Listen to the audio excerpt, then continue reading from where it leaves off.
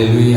ദൈവത്തിൻ്റെ ഈ പരിശുദ്ധമായ നാമം വാഴ്ത്തപ്പെടുമാറാകട്ടെ. കടന്നു വന്നിരിക്കുന്ന എല്ലാവർക്കും യേശു ക്രിസ്തുവിൻ്റെ നാമത്തിൽ സ്നേഹവന്ദനത്തെ അറിയിക്കുന്നു. ഇന്ന് സന്ധ്യാസമയം നമുക്കൊന്ന് ചാരിപ്പാൻ കർത്താവ് ഇടയാക്കിയല്ലോ. പ്രിയ സഹോദരൻ ഓർപ്പിച്ചതുപോലെ നമ്മുടെ കൂട്ടായ്മയെന്ന് പറയുന്ന ഒരു വലിയ സന്തോഷമാണ്. നമ്മളെല്ലാവരും ഒന്നിച്ചൊന്ന് വരിക, അല്പസമയം ഒന്നിച്ചായിരിക്കും. അത് സഭയിലായാലും വീടുകളിലാണെങ്കിലും ഒന്നിച്ച് കർത്താവിൻ്റെ നാമത്തിലാണ് നാം വരുന്നത്. കർത്താവിൻ്റെ നാമത്തിൽ നാം വരുമ്പോൾ അത് നമ്മുടെ ജീവിതത്തിൽ സന്തോഷമാണ്. വേറെ ഒരു നാമത്തിലുമല്ല, വേറെ ഒന്നിനുമല്ല നമ്മൾ വരുന്നത്. കർത്താവിനെ ആരാധിപ്പാൻ, കർത്താവിനെ സ്തുതിപ്പാൻ, കർത്താവിൻ്റെ മഹത്വത്തിന് വേണ്ടിയാണ് നാം ആയി വരുന്നത്.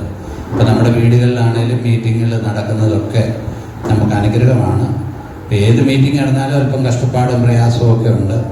നമ്മുടെ ഇവിടെ നടക്കാൻ പോകുന്ന മീറ്റിംഗ് ഇപ്പോൾ ആവശ്യം ഒത്തിരി മീറ്റിങ്ങുകൾ ഈ 2 മാസങ്ങളിൽ നടക്കും. നമ്മുടെ ഉപവാസ കൺവെൻഷനോടുള്ള ബന്ധത്തിൽ ഉപവാസ പ്രാർത്ഥനകൾ തന്നെ 2-3 ദിവസത്തെ കാണും. പിന്നെ ഞായറാഴ്ച കാണും. അങ്ങനെ പല പ്രാർത്ഥനകളുണ്ട്. അപ്പം പ്രാർത്ഥനകളൊക്കെ നടക്കുമ്പം അതിൻ്റേതായ കഷ്ടപ്പാടും ബുദ്ധിമുട്ടും ഒക്കെ ഉണ്ട്. വന്നിരിക്കുന്നവർക്കല്ല, നടത്തുന്നവർക്ക്. അപ്പം അതിൻ്റേതായ പ്രയാസവും ബുദ്ധിമുട്ടും ഒക്കെ ഉണ്ട്.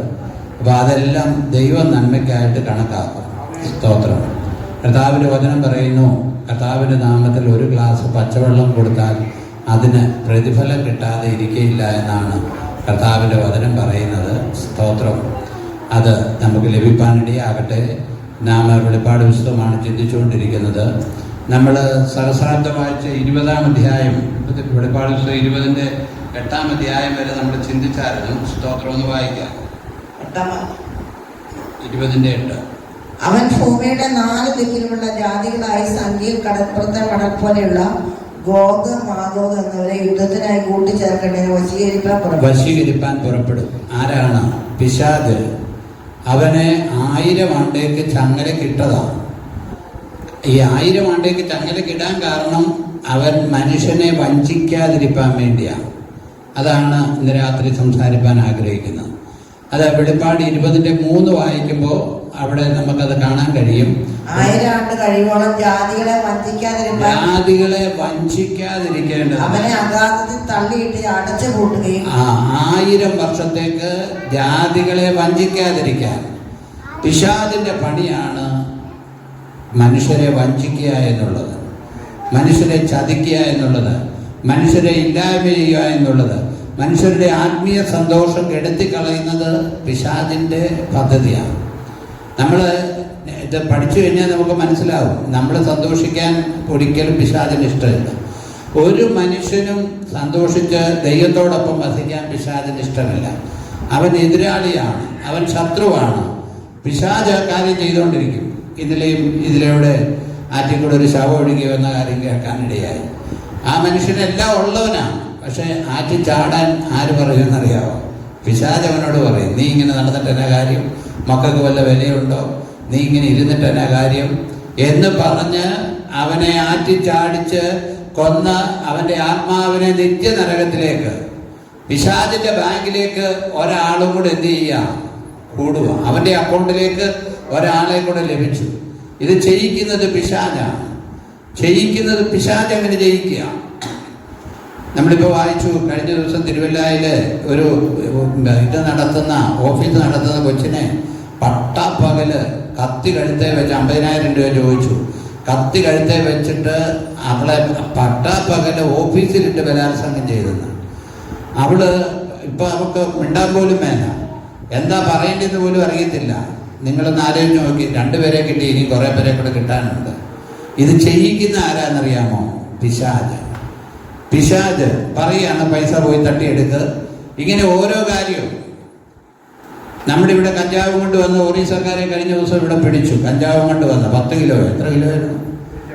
ഒരു ചാക്ക് 10 കിലോയോളം. അപ്പൊ നമ്മുടെ ആളുകളാണ് സംശയം തോന്നിയപ്പോൾ പിടിച്ചു. ഇപ്പൊ പിടിച്ചു കഴിഞ്ഞാൽ ഇനി വിടത്തില്ല കേട്ടോ. ഈ മയക്കുമരുന്ന് കഞ്ചാവ് ഉള്ള കേസിനൊന്നും ജാമ്യമൊന്നും കിട്ടത്തില്ല. ഇവിടുത്തെ നമ്മുടെ ഇന്ത്യ വളരെ ശക്തമായിട്ട് ഇടപെട്ടുകൊണ്ടിരിക്കുക. അപ്പൊ അത് നമ്മുടെ നാട്ടിൽ തന്നെ വിൽക്കാൻ വേണ്ടി, വ്യാപാരത്തിന് വേണ്ടി കൊണ്ടുവന്നാണ്. ഇത് ചെയ്യിക്കുന്ന ആരാന്ന് ചോദിച്ചാൽ പിശാച്. അവന്റെ സ്വഭാവം തന്നെ മനുഷ്യരെ വഞ്ചിക്കുക എന്നുള്ളതാണ്. അവര് സ്തോത്രം സ്വന്തം നമ്മുടെ ഉൽപ്പത്തി പുസ്തകം 4-ാം അധ്യായം 8-ാമത്തെ വാക്യം വായിക്കുമ്പോൾ സ്വന്തം സഹോദരനെ വധിക്കുവാൻ കയീനെ എന്ത് ചെയ്തു? പ്രേരിപ്പിച്ചു. സ്വന്തം സഹോദരനെ വധിക്കാൻ, സ്വന്തം സഹോദരനെ കൊല്ലാൻ വേണ്ടി അവന്റെ ഉള്ളിൽ ആരാ പ്രേരണ കൊടുത്തെന്നറിയാമോ? പിശാച്. അതെന്ത് ഭംഗിയായിട്ടാണ് അവൻ വിളിച്ചത്. ചേട്ടനും അനിയനുമാണെങ്കിൽ ഭയങ്കര സ്നേഹമല്ലേ? ഇപ്പോ എന്തെങ്കിലും ഒരു ഉള്ളിലിരിപ്പുണ്ടെന്ന് ഉണ്ടെങ്കിലും ചേട്ടൻ എങ്ങനെ വിളിച്ചത്? നമുക്ക് നാം അതിന്റെ നാം വയലിലേക്ക് പോകാൻ എന്ന് പറഞ്ഞു. എന്ത് ഭംഗിയായിട്ട് അവന് ഒരു സംശയവും തോന്നിയില്ല. ഹാബേലിന് ഒരു സംശയം തോന്നിയില്ല. ചേട്ടനല്ലേ വിളിക്കുന്നത്.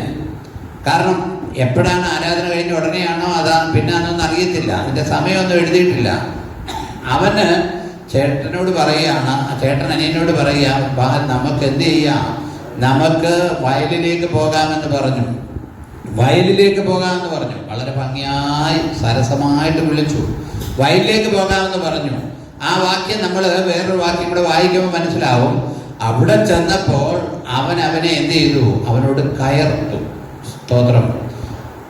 ഹാബേല് നിഷ്കളങ്കനായിട്ടാണ് വെല്ലുന്നേ. അവൻ ആയുധമൊന്നും എടുത്തിട്ടില്ല, ഒന്നും എടുത്തിട്ടില്ല. ഇവൻ അവനോട് കയർത്തു. ഓർക്കാപ്പുറത്ത് അവനെ കൊന്നു. കൊല്ലാൻ വല്ല മാർഗമൊന്നും വേണ്ട. അവിടെ കിടക്കുന്ന ഒരു കരികല്ലെടുത്ത് അടിച്ചാലും മതി. ആയുധം വേണമെന്നില്ല. കാരണം ഈ ഹാബേല് ഒരിക്കലും പ്രതീക്ഷിക്കുന്നില്ല എൻ്റെ സഹോദരനിൽ നിന്ന് ഇങ്ങനെ ഒരു അനുഭവം ഉണ്ടാകുമെന്ന് ഒരിക്കലും അവൻ പ്രതീക്ഷിക്കുന്നില്ല. സഹോദരനിൽ നിന്ന് ഒരിക്കലും ഇതുണ്ടാകുമെന്ന് പ്രതീക്ഷിക്കുന്നില്ല. പക്ഷേ സഹോദരനിൽ നിന്ന് എന്തുണ്ടായി? സ്തോത്രം. പിശാച് അവനെ വശീകരിച്ചു. നമ്മൾ ശ്രദ്ധിക്കണം. നമ്മൾ നിഷ്കളങ്കമായി എല്ലാവരെയും സ്നേഹിക്കും, നമ്മൾ നിഷ്കളങ്കമായി ഇടപെടും. പക്ഷേ സ്തോത്രം, ചിലപ്പോൾ നമുക്ക് തട്ട് കിട്ടുമ്പോൾ നമുക്ക് മനസ്സിലാകത്തില്ല. നമ്മൾ നിഷ്കളങ്കമായിട്ടാണ് ഇടപെടുന്നത്. പണത്തിന് വേണ്ടിയും സ്ഥാനത്തിന് വേണ്ടിയും സ്വത്തിന് വേണ്ടിയും ഒക്കെ സഹോദരന്മാരാണെങ്കിലും എന്ത് ചെയ്യും? ഉപദ്രവിക്കും. Praise the lord. ഹല്ലേലൂയ. സഹോദരന്മാരാണേലും ഉപദ്രവിക്കും. സ്തോത്രം. ഹല്ലേലൂയ. ഇപ്പം വലിയ സഹോദര ബന്ധമാണ് എല്ലാവരും. അപ്പനോ അമ്മയോ പ്രായമായിട്ട് ഇരുന്ന് കഴിഞ്ഞാൽ അവരെ ഒന്ന് നോക്കാൻ പോലും നമുക്ക് ബുദ്ധിമുട്ടാണ്. അപ്പോൾ അത് എങ്ങനെങ്കിലും ആളുകളെ മറ്റുള്ളവരെ ഏൽപ്പിക്കാൻ വേണ്ടിയാണ് അവരുടെ ആഗ്രഹം. അതാ ഇന്ന് നമ്മൾ ശ്രദ്ധിക്കണം. അപ്പനെ അമ്മയോ ഒക്കെ നോക്കുമ്പോൾ അത് ബന്ധമൊക്കെ നല്ലതാ, മുതലിഷ്ടമാണ്. പക്ഷേ എന്ത് ചെയ്യാൻ പറ്റത്തില്ല, നോക്കാൻ പറ്റാത്ത അവസ്ഥ. ഇതെല്ലാം ഈ ഒരു ലോകമായത്. ഈ ലോകമെന്ന് പറയുന്നത് നമ്മൾ ചിന്തിക്കുന്നത് പോലെ മുമ്പോട്ട് പോകത്തില്ല കേട്ടോ. നമ്മൾ ചിന്തിക്കുന്നത് പോലെ ലോകം മുമ്പോട്ട് പോകത്തില്ല. കാരണം നാം ചിന്തിക്കുന്ന പോലെയല്ല കാര്യങ്ങൾ. ലോകത്തിലെ വല്ലാത്തൊരവസ്ഥയിലേക്കാണ് നാം നീങ്ങിക്കൊണ്ടിരിക്കുന്നത്. സ്തോത്രം. ലോകത്തിലെ ഒന്നിനും പ്രതീക്ഷയ്ക്ക് വകയില്ലാത്ത രീതിയിലാണ് കാര്യങ്ങൾ പോകുന്നത്. അതുകൊണ്ട് ദൈവത്തെ സേവിച്ചും ആരാധിച്ചും മുമ്പോട്ട് പോകുക. സ്തോത്രം. കയീനെ അവൻ കയർത്തു, അവനെ കൊന്നു എന്നാ പറയുന്നത്. 1 യോഹന്നാന്റെ ലേഖനം 3-ാം അധ്യായം അതിന്റെ 12-ാമത്തെ വാക്യത്തിൽ യോഹന്നാൻ ശ്ലീഹ എഴുതിയിരിക്കുകയാണ്, കയീൻ ദുഷ്ടനുള്ളവനായി സഹോദരനെ കൊന്നതുപോലെ അല്ല, അവനെ കൊല്ലുവാൻ സംഗതി എന്ത്? കയീൻ ദുഷ്ടനുള്ളവനായി സഹോദരനെ കൊന്നതുപോലെ അല്ല. യേശുവിന്റെ ശിഷ്യനായ യോഹന്നാൻ ശ്ലീഹ പറയുകയാണ്. നമ്മൾ ഉൽപ്പത്തി പുസ്തകത്തിലെ കാര്യം മാത്രമല്ല, അതിനെക്കുറിച്ച് എടുത്ത് കർത്താവിന്റെ ശിഷ്യനായ യോഹന്നാൻ എഴുതുക. അവന്റെ ജനനം തന്നെ എന്താണ്? ദുഷ്ടനിൽ നിന്നാണ്. ചില ആളുകളുടെ രീതിയിൽ ജീവിതം തന്നെ അവരെ ആ ഒരു ദുഷ്ടതയുടെ അനുഭവമാണ് ജന്മനാ തന്നെ. അപ്പൊ അവൻ ജനിച്ചു കഴിഞ്ഞപ്പോൾ തന്നെ ദുഷ്ടൻ അവന്റെ മേൽ എന്ത് ചെയ്തിരിക്കുക? ദൃഷ്ടി വെച്ചിരിക്കുക. ഹല്ലേലൂയ. ചില ദുഷ്ടൻ അവന്റെ മേൽ ദൃഷ്ടി വെച്ചിരിക്കുന്ന അനുഭവമുണ്ട്. ഹല്ലേലൂയ. ചിലരവന്റെ പിടിയില്ല. കാരണം അവന്റെ കയ്യിൽ ഇങ്ങനെ പോകുന്നത്. സ്തോത്രം. ഹല്ലേലൂയ. ചില ആളുകൾ നമ്മൾ കേട്ടിട്ടില്ലേ, അവന് കരിനാക്കാണ്, കരിക്കണ്ണാണ്, അങ്ങനെയൊക്കെ പറയും. ഇങ്ങനെയൊക്കെ ഉണ്ട് കേട്ടോ. ഞാനിപ്പോൾ പറയുന്നത് കാരണം ഇങ്ങനെയൊക്കെ ഉണ്ട്, നമ്മൾ അനുഭവത്തിൽ നിന്ന് മനസ്സിലാക്കിയിട്ടുണ്ട്. എന്നാന്ന് ചോദിച്ചാൽ ഇങ്ങനെ വെടക്ക് കണ്ണ്, ആ ഒരു ശത്രുവിന്റെ വ്യാപാരം അവരിൽ ഉണ്ട്. ആളുകളൊക്കെ നല്ലതാ, പക്ഷെ അവരുടെ മേൽ ആ ഒരു വ്യാപാരമുണ്ട്. ഹല്ലേലൂയ. ചിലർക്ക്, നിങ്ങൾക്ക് അനുഭവം ഉണ്ടോന്ന് അറിയത്തില്ല, ചിലർക്ക് എന്തെങ്കിലും കണ്ടാൽ ഒന്ന് പറഞ്ഞേ പറ്റത്തുള്ളൂ.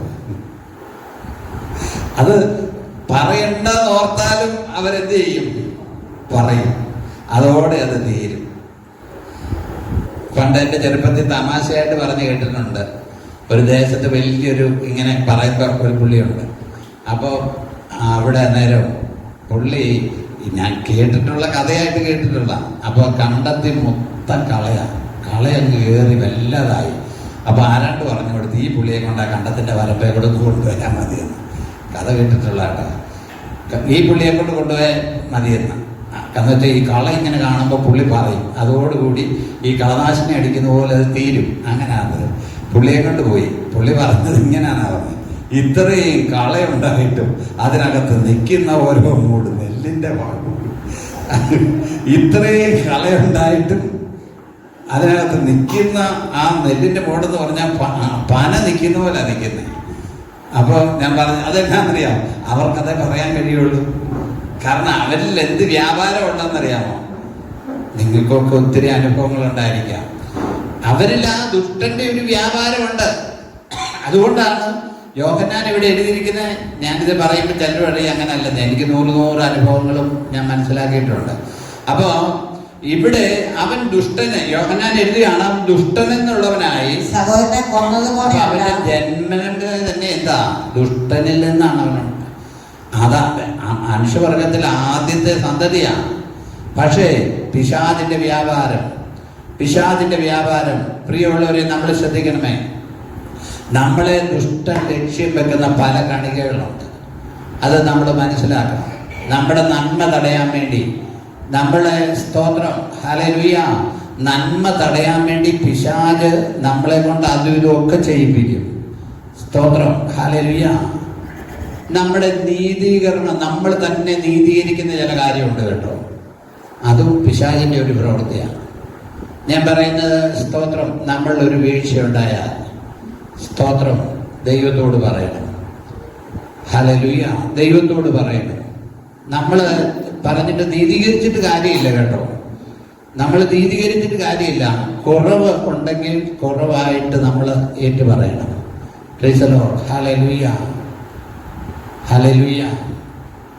ഞാൻ ഇന്ന് ഒരു ഇത് കണ്ടായിരുന്നു. ഒരു കൊച്ചിനെ നമ്മുടെ നാട്ടിലല്ല വേറെ അനാഥശാല കാണാൻ കൊണ്ടുപോയി. അപ്പോൾ കൊച്ചിന് ഒരു 5-8 വയസ്സുള്ളൊരു പെൺകൊച്ച് അനാഥശാല കാണാൻ ചെന്ന് കഴിഞ്ഞപ്പോൾ അതിൻ്റെ വല്യമ്മ അവിടെ. കൊച്ചിന് വിഷമിച്ചു പോയി. കൊച്ചു കരഞ്ഞ് ബഹളം ഉണ്ടാക്കി. അപ്പോൾ കൊച്ചിനോട് പറഞ്ഞിരുന്നത് എന്താണെന്ന് അറിയാമോ? ബന്ധുക്കളുടെ വീട്ടിൽ പോയി, കുഞ്ഞമ്മയുടെ വീട്ടിൽ പോയി, വല്യമ്മയുടെ വീട്ടിൽ പോയിരിക്കുവാന്നാ പറഞ്ഞത്. അപ്പൊ അതിനെ കൊണ്ടുപോയി എന്ത് ചെയ്തേക്കാം? അവസാനം ഞാൻ വായിച്ചത് അധികാരികൾ ഇടപെട്ട് ഈ കുഞ്ഞിന്റെ സങ്കടം കണ്ട ഒരു ക്രമീകരണം ഉണ്ടാക്കിയെന്ന. വിശദമായിട്ട് ഞാൻ ചിന്തിച്ചില്ല. കൊച്ചു സമ്മതിച്ചില്ല. കൊച്ചിന്റെ വല്യമ്മയെ കൊണ്ടുവന്ന് എന്ത് ചെയ്തിരിക്കുക? അനാഥശാലയിൽ കൊണ്ടുപോയിട്ടേക്കുക. അനാഥശാല നല്ലത് കുഴപ്പമാണെന്നല്ല പറഞ്ഞത്. അതുപോലെ സാഹചര്യങ്ങൾ വന്നാൽ നല്ല ഇതുണ്ട്. ഇപ്പം അംഗവൈകല്യമുള്ളവർ, ഇന്ന് ഞാൻ നമ്മുടെ ഗ്രൂപ്പിൽ ഒരു ഇത് ഷെയർ ചെയ്തായിരുന്നു. ആലുവയിലൊരു സ്ഥാപനമുണ്ട്. അംഗവൈകല്യമുള്ളവരോ മന്ദബുദ്ധിയുള്ളവരോ ആയ ആളുകളെ മുസ്ലിം ഒരു ഡോക്ടറാണ് എടുത്തത്. ആ ഡോക്ടർ അതിൻ്റെ കാര്യങ്ങളെല്ലാം ചെയ്ത് അവർക്ക് വേണ്ടുന്ന മരുന്നും കാര്യമെല്ലാം ചെയ്യും, അവരെ ചികിത്സിക്കും. അതിനുശേഷം അവർക്ക് വീട്ടിൽ പോകേണ്ടവർക്ക് പോകാം.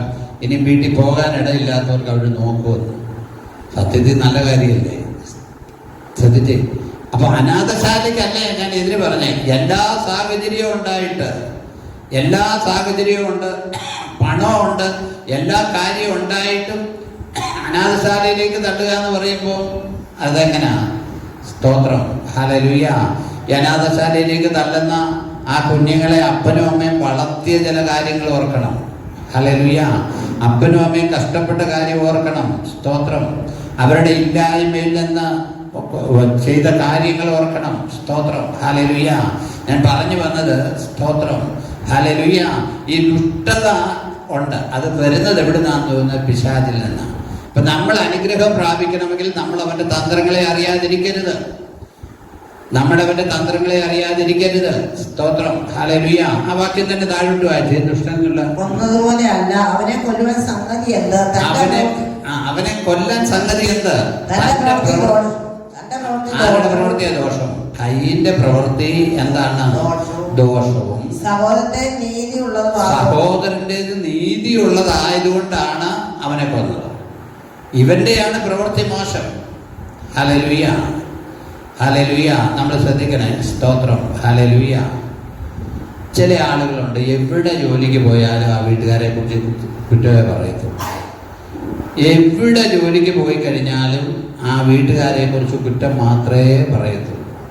10 രൂപ ആരെങ്കിലും വെറുതെ കൊടുക്കത്തില്ല. ആ ഒരു 10 രൂപയ്ക്ക് 10 രൂപയുടെ പണി ചെയ്താലേ പറ്റത്തുള്ളൂ, അല്ലാതെ പറ്റത്തില്ല. അപ്പോൾ നമ്മൾ ശ്രദ്ധിക്കണേ, എങ്ങനെ മുമ്പോട്ട് പോകാൻ പറ്റും? അവരുടെ മേൽ ദൈവാനുഗ്രഹം ഉണ്ടാകാൻ പറ്റുമോ? ഇപ്പൊ കുറ്റം ഉണ്ടെങ്കിൽ നമുക്ക് പറയാം, കുറ്റം ഉണ്ടെങ്കിൽ നമുക്ക് കാര്യം പറഞ്ഞേച്ച് തിരിച്ചു പോകാം. പക്ഷേ നമ്മൾ ശ്രദ്ധിക്കേണ്ട കാര്യം, സ്തോത്രം, ഈ ദുഷ്ടനിൽ നിന്നുള്ള അനുഭവം എന്നാൽ അതേ പറയത്തുള്ളൂ. ഹല്ലേലൂയ. അല്ലാത്തത് അവരൊരിക്കലും പറയത്തില്ല. സ്തോത്രം. നമ്മുടെ അനുഗ്രഹങ്ങൾ നമ്മൾ നഷ്ടമാക്കരുത് കേട്ടോ. ഹല്ലേലൂയ. നമ്മൾ വളരെ ശ്രദ്ധിക്കണം. സ്തോത്രം.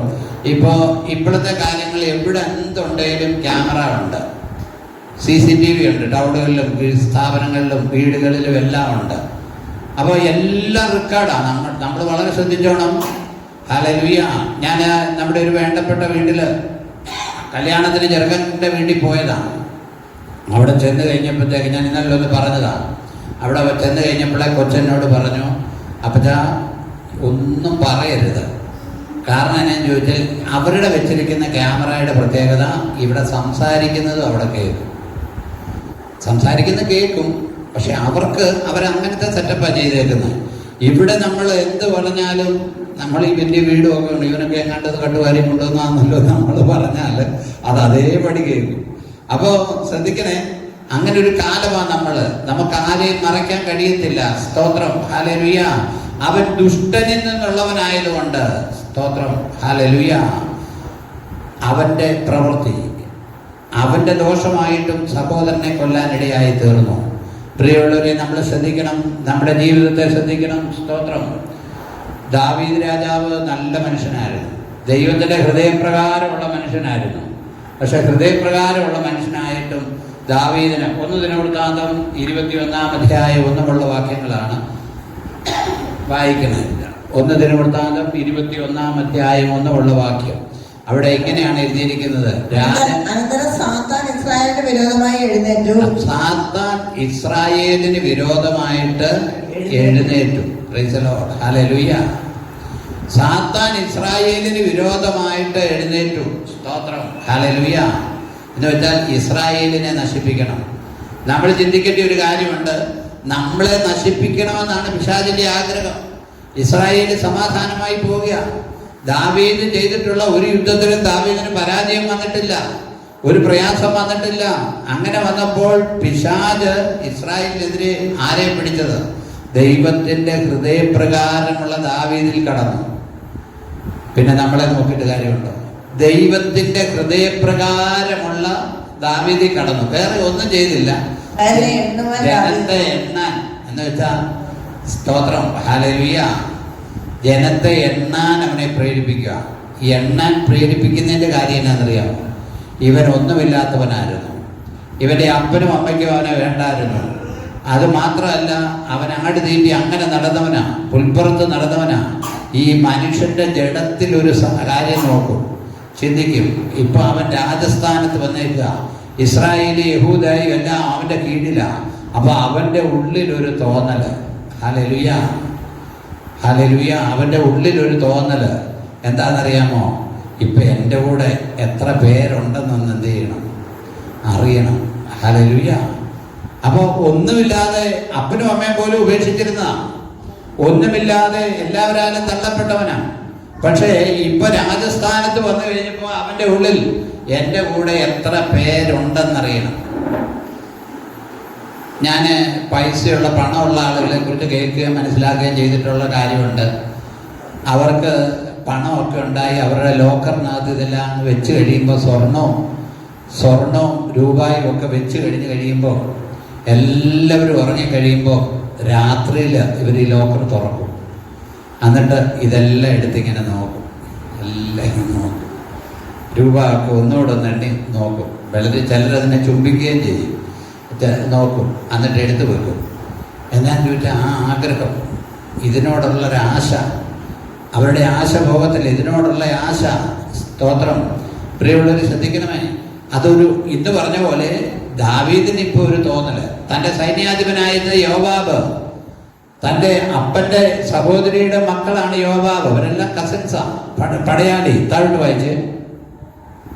ഇസ്രായേലിനെ എണ്ണുവാൻ ദാവീദിന് തോന്നിച്ചു. ദാവീദ് യോവാബിനോടും ജനത്തിന്റെ പ്രമുഖന്മാരോട്, നിങ്ങൾ ചെന്ന് ബെർസേബ മുതൽ ദാൻ വരെ ഇസ്രായേലിനെ എണ്ണി അവരുടെ സംഖ്യ ഞാൻ അറിയേണ്ടതിനെ കൊണ്ടുവരുവിൻ എന്ന് പറഞ്ഞു.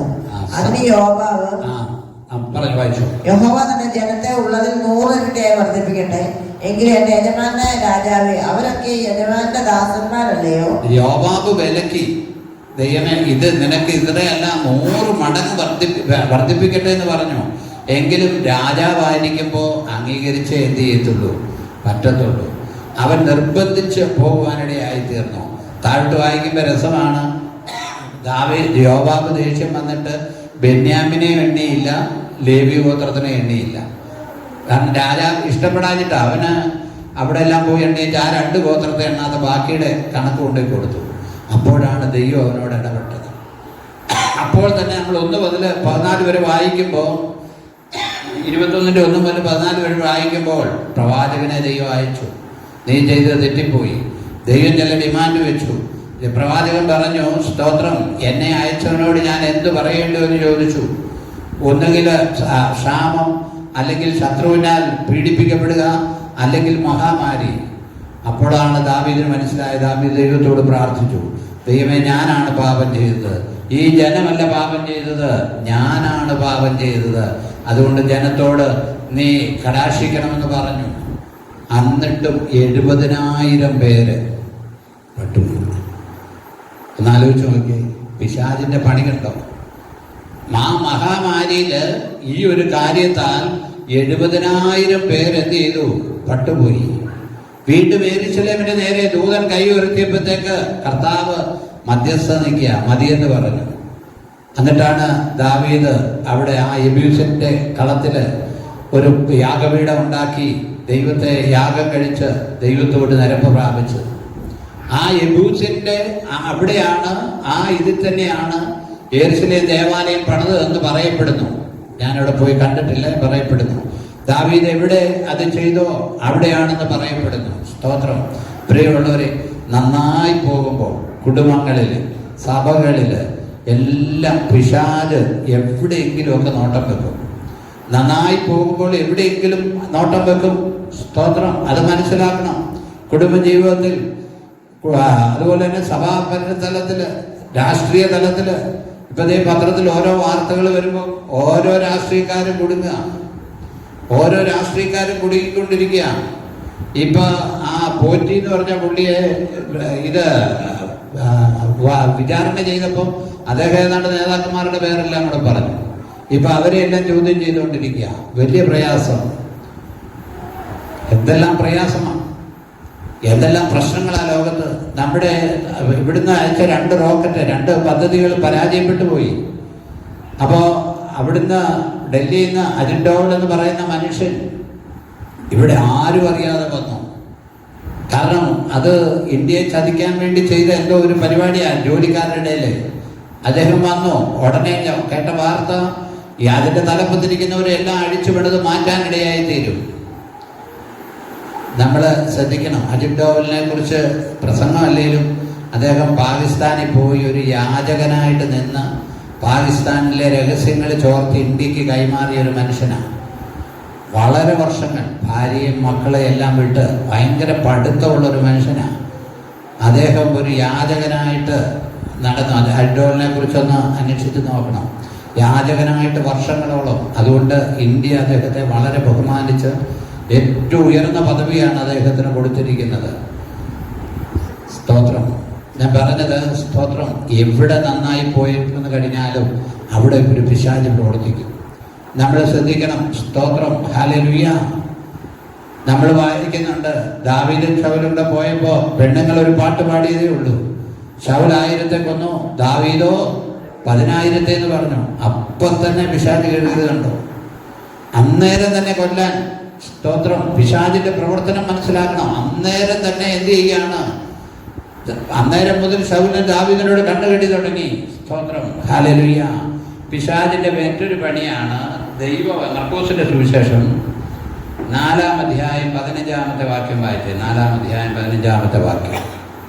മർക്കോസിന്റെ സുവിശേഷം 4-ാം അധ്യായം 15-ാമത്തെ. വചനം വിതച്ചിട്ട് വഴിയരികെ വീണത് കേട്ട ഉടനെ സാത്താൻ വന്ന് ഹൃദയങ്ങളിൽ വിതയ്ക്കപ്പെട്ട വചനം എടുത്തു കളയുന്നതാണ്. ആ വിധക്കാരന്റെ ഉപമ പറഞ്ഞു കഴിഞ്ഞപ്പോൾ വചനം കേട്ടപ്പോൾ സന്തോഷമായിരുന്നു. അപ്പോൾ വചനം കേൾക്കുമ്പോൾ യോഗമൊക്കെ വെക്കണം, അങ്ങനെ ചെയ്യണം, ഇങ്ങനെ ചെയ്യണമെന്നൊക്കെ തോന്നും. ഇവിടുന്ന് പുറത്തിറങ്ങി കഴിയുമ്പോൾ പിശാച് അതെടുത്ത് എന്ത് ചെയ്യും? കളയും. വചനം കേൾക്കുമ്പോൾ നന്നായിട്ട് ജീവിക്കണമെന്ന് തോന്നും, പിശാച് അത് എടുത്തു കളയും.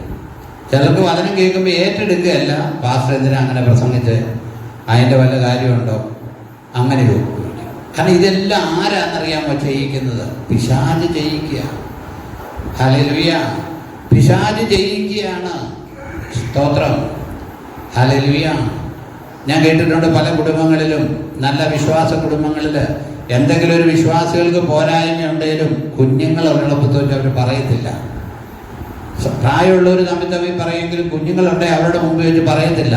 കാരണം എന്നാന്ന് ചോദിച്ചാൽ അവരുടെ മുമ്പിൽ വെച്ച് പറഞ്ഞാൽ അവരും ആ വഴി തന്നെ വളർന്നു വരുള്ളൂ, അവരും അതേ അളവിൽ തന്നെ വളർന്നു വരത്തുള്ളൂ, ആ രീതിയിലും ആ ഇടപാടിൽ വരത്തുള്ളൂ.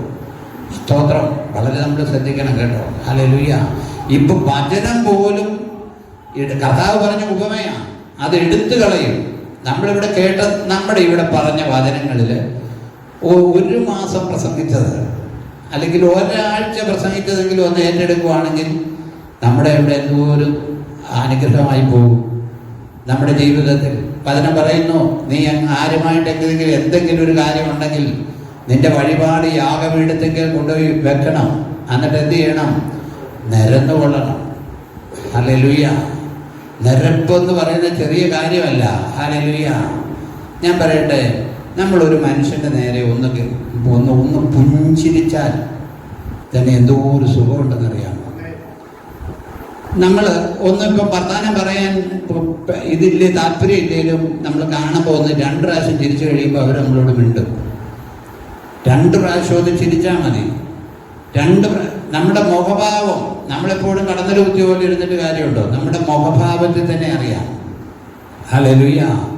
നമ്മുടെ മുഖഭാവത്തിൽ തന്നെ നമുക്ക് ആളുകളെ മനസ്സിലാക്കാനായിട്ട് ഇടയായി തീരും. നമ്മുടെ മനസ്സ് തന്നെ, ഞാനിപ്പോൾ എങ്ങനെയാണെന്നുള്ളത് നിങ്ങൾക്ക് എന്നെ വായിച്ചറിയാൻ പറ്റും എൻ്റെ മുഖഭാവത്തിൽ നിന്ന്.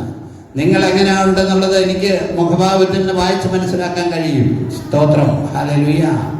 അതുകൊണ്ട് നമുക്ക് പരിചയമില്ലാത്ത ആളുകളെ ആണെങ്കിലും ഒന്ന് ചിരിച്ചു കാണിച്ചാലുണ്ടല്ലോ, നമ്മൾ ദൈവമക്കളാണ്. ദൈവസ്നേഹം നമ്മളിൽ നിന്ന് പുറത്തേക്ക് വരണം, ദൈവസ്നേഹം നമ്മളിൽ നിന്ന് വെളിപ്പെട്ട് വരണം. Praise the lord, hallelujah. എലീശയെക്കുറിച്ച് പറയുന്നത്, നമ്മുടെ വഴിയായി കൂടെ പോകുന്ന മനുഷ്യൻ ഒരു ദൈവപുരുഷനെന്ന് ഞാൻ കാണുന്നുവെന്ന് ആ സ്ത്രീ, പട്ടണത്തിലെ ധനാഢ്യയായ സ്ത്രീ ഭർത്താവിനോട് പറഞ്ഞു. ശൂന്യക്കാരി അവർ ഭർത്താവിനോട് പറഞ്ഞു, നമ്മുടെ വഴിയായി കൂടെ പോകുന്ന ആള്. സ്തോത്രം, ഹല്ലേലൂയ. അടുത്തത് 2 തെസ്സലോനിക്കർക്ക് എഴുതിയ ലേഖനം 2-ാം അധ്യായം 9-10 വാക്യം. 2 തെസ്സലോനിയർ 2-ാം അധ്യായം 9-10 വാക്യം. അധർമ്മമൂർത്തിയുടെ പ്രത്യക്ഷത നശിച്ചു പോകുന്നവർക്ക്, അങ്ങനെ 2 തെസ്സലോനിയർ 2-ാം അധ്യായം 9-10 വാക്യം. അധർമ്മമൂർത്തിയുടെ പ്രത്യക്ഷത നശിച്ചു പോകുന്നവർക്ക് സാത്താന്റെ വ്യാപാര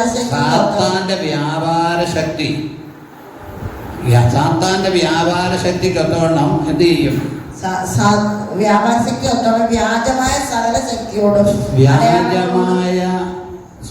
ശക്തിയോടും അടയാളങ്ങളോടും. ഈ കഴിഞ്ഞ ദിവസം കേട്ടു, നമ്മുടെ ഇവിടെ പെന്തക്കോസ്തി വന്നിട്ട് തിരിച്ചു പോയി കത്തോലിക്കയിൽ ഒരുത്തനുണ്ട്, കണ്ണൂർ പോയ, എൻ്റെ പേരെന്നാണ്, കണ്ണൂരിൽ പോയ ചെറുപ്പക്കാരൻ. അപ്പം ആ മനുഷ്യൻ ഒരുത്തനെ സൗഖ്യമാക്കിയ കാര്യം പറഞ്ഞു. ഒരു പത്രക്കാരൻ അന്വേഷിച്ചു പോയി, ഭയങ്കര സാക്ഷ്യം പറഞ്ഞു. സജിത് കണ്ണൂർ പറഞ്ഞാലും കുഴപ്പമില്ല. പത്രക്കാര് അന്വേഷിച്ചു പോയി ഈട് പറഞ്ഞ സാക്ഷ്യം.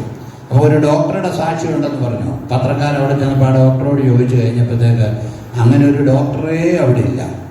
വീണ്ടും അന്വേഷിച്ച് കണ്ടു കഴിഞ്ഞപ്പോൾ ഇയാളെ കണ്ടുപിടിച്ച് അന്വേഷിച്ച് കഴിഞ്ഞപ്പം അയക്ക് ഈ കങ്ങശു കൊടുത്ത് പറയിപ്പിച്ചതാണ്. നിങ്ങൾ ചിലർ കണ്ടു കാണും. ഞാൻ രോഗിയായിരുന്നെന്നും ഇന്ന ആശുപത്രിയിലെ ഡോക്ടറുടെ ഇതുണ്ടെന്നും എല്ലാം പറഞ്ഞ് സാക്ഷി പറയുമ്പോഴത്തേക്ക് ആള് കൂടുമ്പോഴത്തേക്ക് എന്ത് കൂടും? സ്വോത്രകാഴ്ച കൂടും. ഇവിടെ ദൈവത്തിന് അതിശയോക്തി പറഞ്ഞല്ലോ എന്നുണ്ട്. ഞാൻ പറയട്ടെ, ഇത് ലൈവ് പോകുന്ന ഒരു കാര്യമാണ്. ഈ അതിശയോക്തി പറയുന്ന ഒറ്റ ഒരുത്തനെ എനിക്ക് വിശ്വാസമില്ല. അതേത് വലിയ പുള്ളിയാന്ന് പറഞ്ഞാൽ ഈ അതിശയോക്തി പറഞ്ഞ് പരത്തി നടക്കുന്ന ആളുകൾ, അതിശയോക്തിക്ക് വേണ്ടി എന്തോരം ആളുകളെയാണ് അതിശയോക്തി പറഞ്ഞ് പറ്റിക്കുന്ന ഓരോരുത്തർ. ചുട്ട കോഴിയെ പറപ്പിക്കുമെന്ന് ചിലരൊക്കെ പറയാം, ഞാൻ അവിടെ വലിയൊരു വിടുതലുണ്ട് പോവാന്നൊക്കെ പറയും. നമുക്ക് പുച്ഛം തോന്നുക. അവിടെ ചെല്ലുമ്പോൾ ഈ വിടുതലുകാരൻ്റെ കാര്യം നമുക്കറിയാം. പോയിട്ട് പിന്നെയും വിഷണ്ണനായിട്ട് അവർ തിരിച്ചു വരും. കാരണം ഈ അന്ധകാരത്തിൻ്റെ വ്യാപാരം, ആ ഒരു വ്യാപാരമുണ്ട്. അത്ഭുതങ്ങളും അടയാളങ്ങൾ വരെ നടത്തുന്ന ആളുകളുണ്ട്.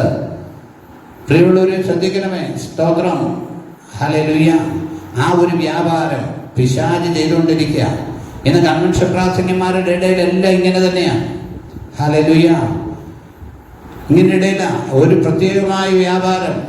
അവർ തന്നെ ഒരിടത്തെ പ്രസംഗം തന്നെ എല്ലായിടത്തും പ്രസംഗിക്കുന്നത്. പിന്നെ അവർക്ക് പേരുള്ളതുകൊണ്ട് അവരെ ഇങ്ങനെ ആളുകൾ വിളിച്ചുകൊണ്ടിരിക്കുന്നതനുസരിച്ച് ഇവർ നെകളിച്ച് പോവുക. അതിനൊപ്പിച്ച് നമ്മളും.